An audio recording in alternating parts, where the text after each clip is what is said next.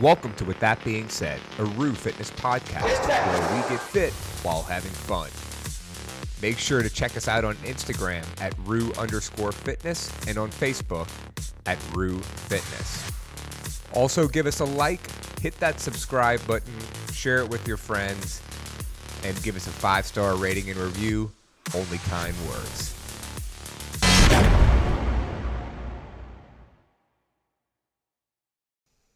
Hey everybody, this is a Rue Fitness podcast. With that being said, I feel like we should start different names for the podcast depending on the topic. Such as... So like The Ringer. This is a self-help podcast. Right. By Rue Right. Fitness. The Ringer by Bill Simmons has like the rewatchables, The Ringer basketball, The Ringer football. It's all The Ringer. So like we have Like Rue what Fitness. category does it but fit like into? with that being said, it could be random stuff. We could say like Pump Up the Jam could be about fitness. Ooh, I like that. I mean, it's essentially kind of like what happens on like the blogs where it's like you could in theory go on our website and search like nutrition, podcasts. Like it's a tag. Yeah. Right. We could make And that we being could said, call tags. the stacked one or the nutrition portion. I just came up with this. No one steal this idea. I'm going to say it on air because it's awesome.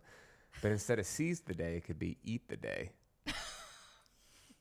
Is that what you want to do or not want to do?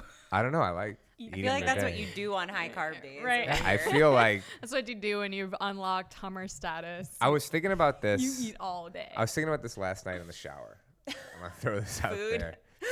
Food. Always. Yeah. So a lot of people like wonder what it takes to hit your macros, right? Or they're like, I don't understand how you get there. And I'm like, sometimes you have to think about like, this is your job when you get home to eat this food. I mean, like Emily and I, and I'm sure you are too, Sarah, like I feel like you have more levels of planning than Emily and I when it comes to your macros.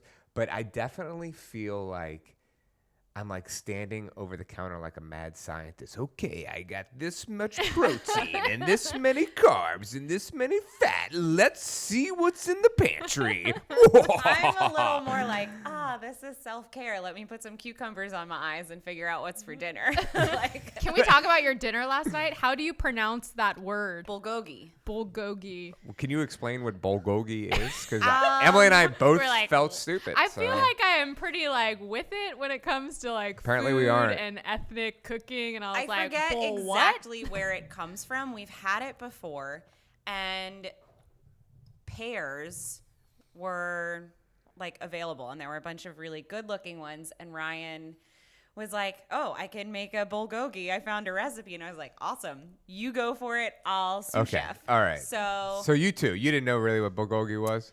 Can we? he Google it knows real quick? more. I forget. I We've gotcha. had it before. Like we've ordered it places. I forget where it originates. It's a from. sauce. Yeah. So A pear it was sauce. It was like pears, garlic, It's a great marinade for grilled beef. a red pepper paste, a little bit of soy sauce, and then like one or two other things, and that's all it was. Marinade for beef. It's a Korean dish. Yes. Korean bulgogi. I feel like delicious. that I'm gonna start like It's if I derived want to from- swear, like if I don't hit my lift later today, I'm gonna be like bulgogi. Yeah, It's right. derived from two Korean words, bol, which means fire, and gogi, which is the term for meat. So the direct translation to bulgogi is fire meat. While the What is- sauce is it can be made spicy? spicy and You hot, can make it the spicy. fire refers to the cooking method, usually over an open flame or a Korean barbecue. Bulgogi is usually made with sirloin and other cuts of beef like feather blade, but it can also be made with chicken, dak bulgogi, or pork. I cannot say this word. You can't say bulgogi Dweji, or pork in Korean. Dweji bulgogi. The meat is then marinated in the sauce that can depend and vary on local traditions. So there you go. Yeah, so we did a It little... dates back to 37 BC. You're welcome. You learned something new today. That I did too. is neat and not the kind of steps, just very neat. Yeah, so we had just some jasmine rice, some bulgogi, spring greens, like spring mix, carrots, sesame seeds. We had a whole conversation about your carrots. Yeah, last night I was very too. curious about. I was like, Bradley's like, how did she get her carrots to look like that? And I'm like, Oh, she no. probably bought them that way. I well, bought Emily them that didn't way. see the picture, and she's like, well, she used the carrot thing. I was like, no, you don't make carrots like that. You with haven't the seen carrot these thing. carrots. Like, no. These No. are the conversations we have at night And before bed. So like Did you it see entire Sarah's happened carrots? You're because welcome. I posted my picture of our meal lesson. So those of you who don't know what we're Yeah. talking about, in the Stacked Coaching private members Facebook group, okay, every Wednesday everybody posts their meal, and so I posted my meal because I was like super tired. I didn't care. Emily had already eaten. I got home late. yesterday and I was like, food. I got home late, and I was like, I'm just gonna make a salad. Oh, I made a crawfish quesadilla, and I still had food left over. I'm like, I'm gonna make a salad. I still Right. had food left over after that, but nonetheless, I made a salad, and I was like, I don't care about making this pretty, and I just kind of mixed it all up in my blue giant bowl and took a picture. And then Sarah follows it up right after, and hers is like plated all nicely and all the. With my like It really looks like artistic a damn bowls. ad. Yeah, I'm like, And my copper coated flatware here. And that her I love, fancy carrots. and her fancy ass carrots. that came in a plastic bag pre-cut. Well, I was basically reacting to the day. Oh. Good segue, Bradley. Wow, I'm I impressed. wasn't ready for that. Oh man. So today's podcast, we are talking about some important stuff. Yeah. Reacting, responding, and initiating, and the difference between the three. And how you should think about living your life. Yes. But So I got this idea for this podcast by reading Seth Godin's book Tribes, which is all about leadership and how to build communities more than just like building a business. And I think that that's one thing that we do really well at Rue and at Stacked is we have built a tribe. So anyway, he's talking about this difference between reacting and responding and initiating as like what leaders do and how to think about it from a leadership perspective. But I think that it also translates really well to just how to live your life in a more meaningful way. And when you are trying to work on your fitness and your nutrition, generally that's what people are trying to do at the end of the day, just living their life more intentionally so they can get the most out of life. So I thought that it would be good to talk about how to live your life more intentionally and more in this like initiating frame of mind. Cool.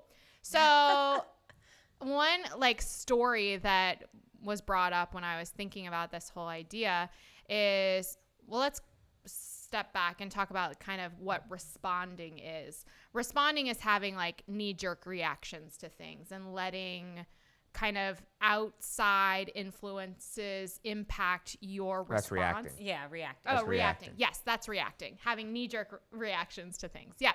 So You came up with this podcast. yeah, right? sorry. So what I was thinking about is kind of our response to Greg Glassman's tweet several months ago and how kind of the affiliates reacted and how I think that Rue did a better job of responding to what he said. So Bradley, you want to? Yeah, I'm looking up the tweet So now. for those of you that don't know, Greg Glassman is the former CEO of CrossFit. And he came out with some pretty controversial tweets. And there were quite a bit of gyms across the world that decided to rebrand, rename themselves, and pull their affiliation from CrossFit. So here's I'm not laughing at what happened. But during this phase of time, CrossFit had kind of stopped focusing on the games and was putting all their efforts to health, which was great because they were refocusing on nutrition, just overall living a better life. And if you know anything about Greg Glassman, he is off the cuff, reactionary, Yeah. very reactionary, what we're talking about. And in the middle of what happened was we had COVID-19, and then we had the George Floyd incident. And with the worldwide protests that were going on, he tweeted, "It's Floyd 19," which stirred everyone up into a frenzy. Okay. I started receiving phone calls, text messages from members. Hey, what are we doing? Are we quitting CrossFit? I spoke to I'd say 90% of the gym owners in New Orleans that are CrossFit affiliates called me, wanted to know what we were doing.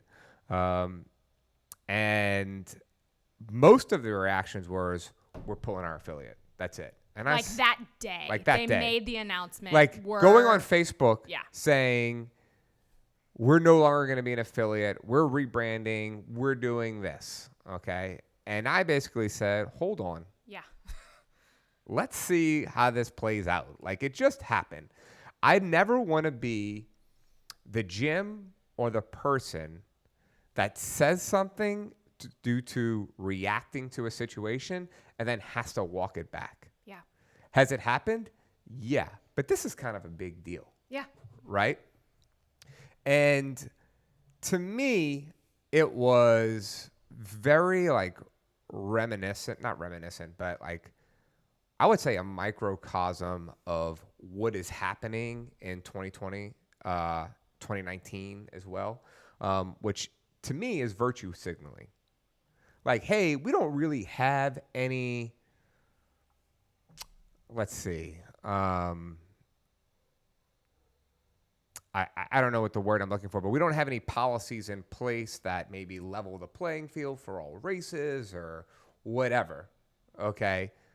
But here's an opportunity for us to get on this soapbox and yell from the ceilings, look at us, we are against racism. Mm-hmm. Oh, because you're de-affiliating?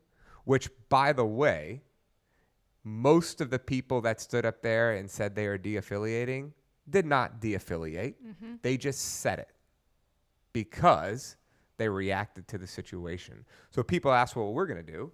And I said, we're going to see what happens. We're going to see how this plays out. We spoke to our members. We're going to see how this plays out. We also made a statement and said, like, we do not agree with we don't agree with this. Like, we said we don't agree. We're also going to see that we said CrossFit is more than this one man. Yes. What does the organization and the community do now that this has happened? And we never promised anyone anything either way. We just said, we're just going to wait and see. Yeah, we're just going to wait and see. And so what ended up happening is he walked it back, tried to explain himself. And I don't know Greg. I have spoken to Greg Glassman face to face. And he is not the type of guy that I would say is racist. But he is the type of guy to make inflammatory remarks over many subjects way before this ever happened. He reacts far to things. in the fore. Yeah. And he is very like, not only does he react, but he wants to get a reaction out of you, which is why he says that kind of stuff. Yeah. So I'm like, let's just see how this plays out. He resigns. Someone new takes over for CrossFit. They talk about all this stuff. And that's all well and good.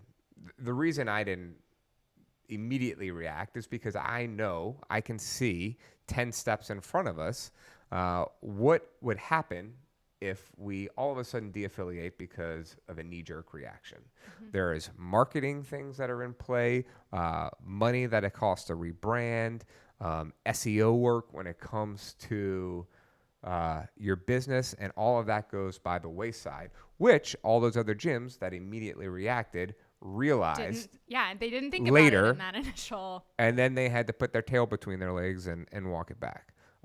So that is reacting. What I did was I responded and initiated at the same time. Mm-hmm. Came out like, here's our response. Let me come up with a well thought out plan that will be ahead of whatever happens in the future. One little caveat to this. is unlike most of those gyms, we were already protected because I saw 4 years ago that if something bad happens with The CrossFit brand. name, the Yeah. CrossFit brand, we would be screwed. So we rebranded to Rue Fitness 4 years ago. That Yeah. was initiating for That's sure. initiating. This is not a CrossFit Rue podcast. This is a Rue Fitness podcast. Yeah, so we are still an affiliate. We still have CrossFit written on our website. So if people search CrossFit in Greater New Orleans area, we pop up in their search engine. But yeah, we are Rue Fitness because of that. Yeah. Foresight. Good So, job, Bradley. You're welcome. Other ways to react, though. Let's talk about other ways you could react. I was talking about this earlier.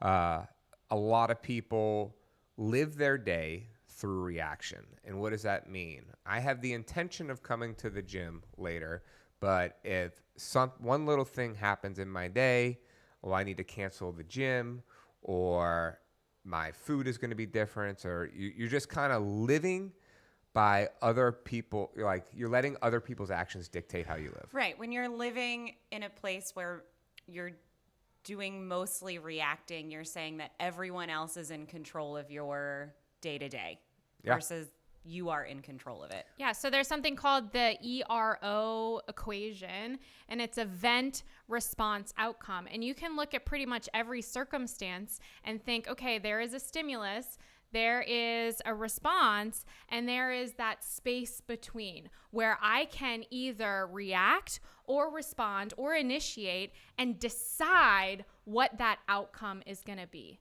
So part of what we do at Stacked, especially in phase 1, where people are just taking pictures of their food, we are trying to widen the gap between stimulus and response. They're like, oh my gosh, who knew that just by documenting what I'm eating and having some accountability, I can already start to see my behavior changing. Well, yeah, that's not a surprise because we have widened that gap. It's not stressful day, open a bottle of wine. That's stimulus. That's the response. It's stressful day. I have to think about whether or not I want to open this bottle of wine because I have to take a picture of it, and that provides the beat, right? It allows you that beat to decide and choose to either react or I love respond. putting time in between things. I mean, that's to expand that a little bit further. A lot of the advice the three of us and all of our coaches give is if you have the urge to drink and it's not pre-planned out, wait an hour, see if you still want to drink. Yeah. Yeah. And I think Typically the talking answer is about no. finding that time, so often we get wrapped up in like, maybe I've been doing coaching for a while, but I still struggling. Some days I still want that wine. It's not saying that knee-jerk reaction is ever going to go away. Right. For a lot of us, especially with like emotions, you might always have knee-jerk responses to something, but can you take the breath? Can you put space in between what has caused the event? The stimulus. Stimulus, and then what your response is to it. Yeah, that's people think like mindfulness and mindful eating is a little bit woo-woo, but that's really what we're doing with that whole concept. And I know that people that practice meditation, they get so much better at the responding and the initiating because they're not living their life in defense mode constantly. I can tell you this. So this makes me think about like when I worked at the hotel and how I operated versus how I operate now. I operated from a reactionary standpoint all of the time. And that could come with, if you procrastinate a lot or you're not ahead of the game with your work, you're constantly in reaction mode. Well, what does that take in order to switch to initiation? It takes a lot of effort. And so what do I mean by that? Okay, is that if the next part would say, if we're initiating when it comes to fitness, it's we are planning on our calendar the hour each day that we're going to fitness. And short of an emergency with family, kids, some crazy work emergency, and I mean crazy work emergency, this is what we're doing. And you can tell your boss, hey, I'm going to the gym. This is me time. Yeah. Hold on. However, if your shit isn't together at work because you're constantly reacting to fires at work instead of being ahead of the game and not on top of your work, then you can't really tell your boss, nah, homie, I'm going to the gym. Right. But if you're crushing it because you initiate at work all the time, then your boss probably doesn't care. Yeah. So I talk to people about that all the time. One of our habits at Stacked is working out and being active. And if I see somebody in their tracker say, I'm going to work out 3 days a week, I say, cool, let's not rely on motivation and hopes and dreams here. Let's schedule it. Let's create a system, because motivation alone won't get you there. Even me, like working at a gym, here's my schedule. I open up my calendar on Mondays and I decide when am I going to work out, and I put it in my calendar, because otherwise, even me, even a fitness professional who literally works at a gym, it will not happen if I don't do that. So something all of this is making me think of that we try to do a lot at Stacked is not focusing on all the things you're not going to do, but focusing on the things you're going to do instead. And I think that's where you go from responding to initiating. You have this reaction, you respond by maybe not doing the negative behavior. But when you are initiating, you are thinking of the positive behavior. What will I do? What will you do instead? Yes. I love that. When I was going to Disney World, Emily kind of helped me plan that when we were trying to plan out my day. And I'm like, hey, this is what I'm not going to do. I'm not going to eat this. I'm not going to eat this. And she said, well, hey, what will you do? You know? So, I mean, that made me just think about that. Yeah. When we were prepping for this, I read a blog talking about this, and they said the difference is, say you realize, okay, going out and drinking with your friends every weekend, that reaction to the end of the work week does not work well for you. You don't feel good after. Your response is not to go out with them all the time. But then unless you put something good there instead, you're going to be upset, and you're just going to go back to either that behavior that you previously were doing before or something else that you're not happy with. Yeah, love it. This comes down to mindset. This comes down to time management. This comes down to systems. Another way to think about it, especially that helped me, I am reading Stephen Covey's 7 Habits of Highly Effective People right now, and I know I shared this in the Stacked group, but this is getting at the really similar thing in that think about 4 quadrants, okay? In quadrant 1, you have tasks that are important and urgent. In quadrant 2, important but not urgent. In quadrant 3, unimportant and urgent. And in quadrant 4, unimportant and not urgent. A lot of people are living their life in the important and urgent. That's reactionary, right? That is react because it's important and it has to happen now. But if you can flip to things that are important but not urgent, that's where the money is, right? That is focusing on things that are important before they have to happen now, right? So thinking about too, even like a lot of times people don't even think I need to focus on my health and my well-being until they get a scary diagnosis, because it's important and it's urgent. But if you can reframe that and live your life in the important but not urgent, living your life from a place of wellness is important, but you don't want to wait until it also becomes urgent. Do that work on the front end. Be proactive about your well-being now so you don't have to be reactionary later. I love it. Yeah. Anything to add? I think that's it. I mean, we could keep talking, but I feel like that just puts a really nice bow on it. Yeah, hell yeah. All right, y'all. We hope you enjoyed this pod, and we will. Oh, I would be remiss if I didn't say this today. Today is Sarah's 5-year anniversary at Rue. Happy anniversary, my Sarah. contract. So this was something interesting that I was thinking about, and I actually wanted to share it in like our private groups. I came in after a friend had just been picking at me for months, and came in, and this is your member anniversary. Yes, your my member anniversary. Got it. And my first workout was an open workout. It was I don't know what I was thinking. It was and burpees and thrusters. It was burpees and thrusters, all of them. Joy. If you're wondering 21, how many, 18, it was 15, 12, 9, 6, 3, 76 of each. Did you just do that in your head? Yeah. Yeah. Dang. yeah. So all of them, you don't need to do the math. It was all of the burpees, all of Nope, the thrusters. I was wrong. That's 118. Yeah, all of them. Sorry. And I remember I kind of knew an idea of the prices No, it's coming in. 76. Sorry. And finish the workout. Everyone's done. Bradley walks me up to a computer, explains everything. I knew in my head I was going to do it, but I remember seeing the price, and for me at the time, it was a lot. It's a lot. And Yeah. just remembering that, like, this is what I say is important to me, and if it is important, I will make it work. And I did. It. But Look at I you was like, now. I would watch it come. The first few months, I would watch like the statement on my bank account, and I was like, oh. But I made compromises in other places because I was like, if I need to walk the walk. Yeah. If I say it's important to me, I'm gonna make it work. Love it. I love it. All right, y'all. Peace out. Bye.